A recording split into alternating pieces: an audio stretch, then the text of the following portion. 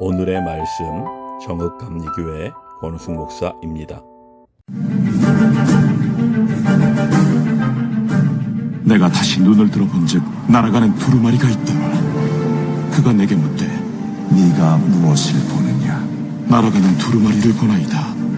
그 길이가 20규빗이요 너비가 10규빗이니이다. 이는 온 땅 위에 내리는 저주라. 도둑질하는 자는 그 이쪽 글대로 끊어지고 맹세하는 자는 그 저쪽 글대로 끊어지리라. 만군의 여호와께서 이르시되 내가 이것을 보냈나니 도둑의 집에도 들어가며 내 이름을 가리켜 망령되이 맹세하는 자의 집에도 들어가서 그의 집에 머무르며 그 집을 나무와 돌과 아울러 사르리라 하셨느니라. 내게 말하던 천사가 나와서 내게 이르되 너는 눈을 들어 나오는 이것이 무엇인가 보라. 이것이 무엇이니까? 나오는 이것이 에바이니라. 온 땅에서 그들의 모양이 이러하니라. 이 에바 가운데에는 한 여인이 앉았느니라. 그때 둥근 납 한 조각이 들리더라. 이는 악이라 하고 그 여인을 에바 속으로 던져넣고 납 조각을 에바 아귀 위에 던져 덮더라. 내가 또 눈을 들어본즉 두 여인이 나오는데 닭의 날개 같은 날개가 있고 그 날개에 바람이 있더라. 그들이 그 에바를 천지 사이에 들었기로 내가 내게 말하는 천사에게 묻되 그들이 에바를 어디로 옮겨가나이까?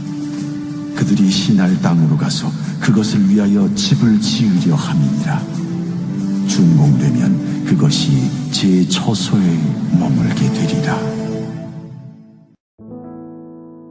오늘 본문에서 스가랴는 6번째와 7번째 환상을 통해 하나님의 공의와 정결하게 하심을 듣습니다. 날아다니는 두루마리와 에바 속 여인은 죄의 현실과 하나님의 단호한 심판을 상징합니다.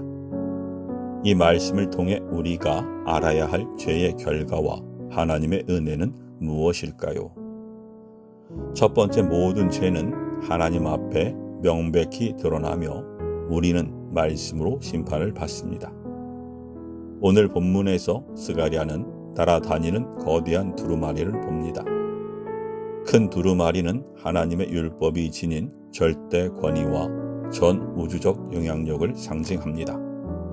이 두루마리에는 도둑질하는 자와 거짓 맹세하는 자에 대한 저주가 기록되어 있습니다. 이는 단지 두 가지 죄에 대한 경고가 아니라 십계명의 중심인 하나님과 이웃에 대한 모든 죄를 포괄합니다. 이 말씀은 하나님의 말씀을 어긴 모든 자에게 내려질 저주와 심판을 선언하는 것으로 하나님의 공의가 반드시 이루어진다는 사실을 가르쳐 줍니다. 하나님의 말씀은 살아 역사하는 능력입니다. 말씀은 사람의 마음을 꿰뚫고 죄를 드러내며 회개로 인도합니다. 여러분, 우리도 하나님의 말씀 앞에서 자신을 돌아보아야 합니다. 연약한 우리는 하나님의 공의 앞에 겸손히 서서 용서하시는 은혜를 구해야 합니다. 둘째, 하나님의 은혜를 경험한 성도는 죄와 구별되어 정결한 삶을 살아야 합니다. 스가랴 5장은 하나님이 죄를 심판하실 뿐 아니라 그 죄가 다시는 하나님의 백성 가운데 거하지 못하도록 완전히 제거되는 장면을 보여줍니다. 이는 공동체가 거룩해야 함을 강조합니다. 죄는 단순히 개인의 문제가 아니라 공동체 전체의 순결과 사명에 영향을 미칩니다. 하나님은 거짓과 도둑질로 가득한 백성의 삶을 보시며 그 죄를 묵과하지 않으십니다. 정결해진 우리는 죄를 가볍게 여기는 세상 속에서 하나님의 공의로운 심판을 기억해야 합니다. 마지막 때를 향해 나아가는 성도의 삶은 하나님이 동행하시는 시간이며 성도가 모인 곳은 하나님이 함께 하시는 거룩한 장소입니다. 그러므로 우리는 죄를 멀리하고 날마다 말씀과 기도로 자신을 돌아보며 정결한 삶을 살아야 합니다. 하나님이 정결하게 하심은 단지 과거의 이례적 사건이 아니라 오늘도 우리 삶 속에서 반복해서 일어나야 할 현실입니다. 서로를 위해 기도하며 죄에 민감하고 회개와 용서가 있는 믿음의 공동체를 세워감으로 세상에 하나님의 거룩하심을 전하는 성도가 되기를 소망합니다. 마지막으로 우리는 정결하게 하시는 하나님의 은혜를 구해야 합니다. 7번째 환상에서 스가랴는 뚜껑이 덮인 에바 안에 앉아 있는 여인을 봅니다.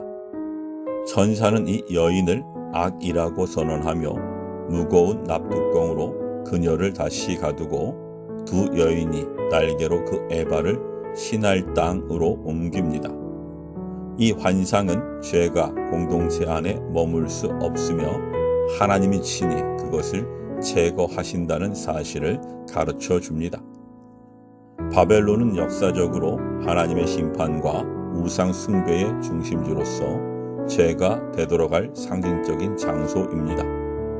이 환상은 죄의 근원을 하나님의 백성에게서 분리시키는 하나님의 주권적 역사, 곧 정결하게 하심을 묘사합니다.